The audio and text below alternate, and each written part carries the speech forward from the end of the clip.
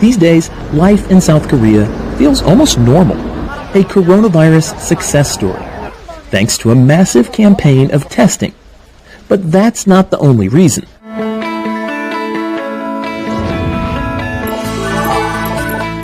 During an outbreak, authorities have warrantless access to cell phone, GPS, and bank records that quickly reveal the movement of those infected.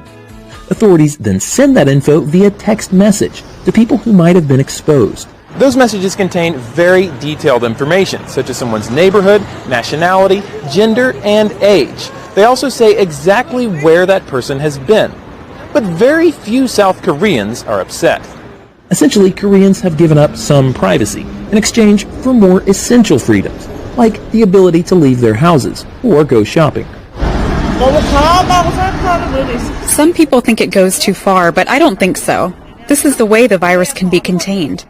It makes more sense to limit personal freedom rather than to limit everyone's freedom, like if things were locked down. But the approach has critics. It's been very efficient in terms of public health, but the strategy is somewhat lacking when it comes to privacy and the protection of personal information. Authorities insist the data is safe and the collection is legal and temporary.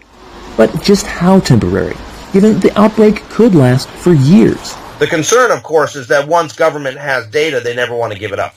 That may not be a big problem in democratic South Korea, but Human Rights Watch says Seoul could set an example for other countries to follow. We need to see time-limited expiration of some of these powers, in democratic governments and countries like South Korea, where they would set as a model that, we recognize that these urgent times may require this kind of action, but, when we go back to a normal time, we will not do this.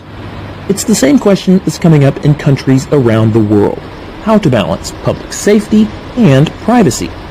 Maybe the best defense of South Korea's approach was its recent election. Even during a pandemic, voters felt safe enough to turn out at the highest level in nearly 3 decades, giving the ruling party a landslide win.